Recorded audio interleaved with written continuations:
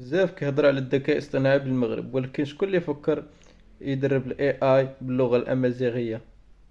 هذه اكبر داتا سيت جمعتها ونظمتها، مخصصة للغة الامازيغية بالحروف التيفيناغ. هاد الداتا سبق لي دربت بها موديلز ديال اول ال ام بجيما. المهم الداتا تقريبا مقسمها على ملفات، كل ملف فيه موضوع وتخصص بحدو. مثلا كاين الملف ديال المحادثات اليومية، كاين ديال الثقافة، وكاين ديال تاريخ المغرب، كاين بزاف الرياضة كلشي، الفلاحة كلشي.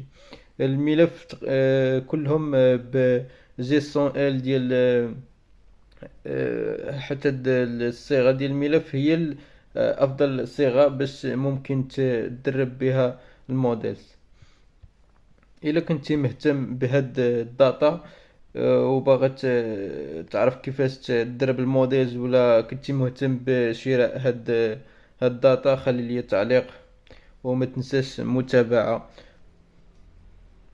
وديروا لايك الفيديو.